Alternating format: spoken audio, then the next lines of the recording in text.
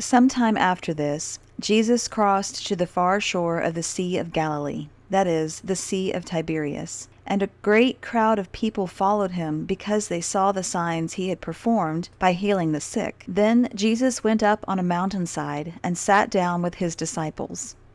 The Jewish Passover festival was near. When Jesus looked up and saw a great crowd coming toward him, he said to Philip, "Where shall we buy bread for these people to eat?"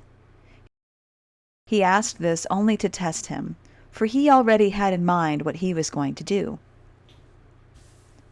Philip answered him, "It would take more than half a year's wages to buy enough bread for each one to have a bite." Another of his disciples, Andrew, Simon Peter's brother, spoke up, "Here is a boy with 5 small barley loaves and 2 small fish.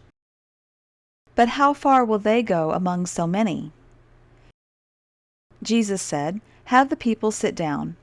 There was plenty of grass in that place, and they sat down. About 5,000 men were there. Jesus then took the loaves, gave thanks, and distributed to those who were seated as much as they wanted. He did the same with the fish.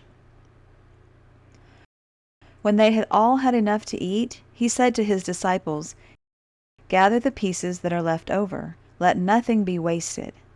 So they gathered them and filled 12 baskets with the pieces of the 5 barley loaves left over by those who had eaten.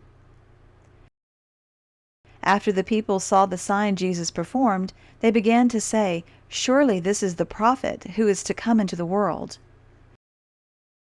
Jesus, knowing that they intended to come and make him king by force, withdrew again to a mountain by himself.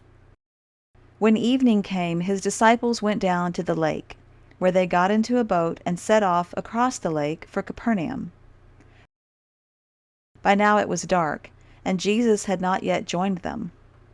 A strong wind was blowing, and the waters grew rough. When they had rowed about 3 or 4 miles, they saw Jesus approaching the boat, walking on the water, and they were frightened. But he said to them, "It is I, do not be afraid."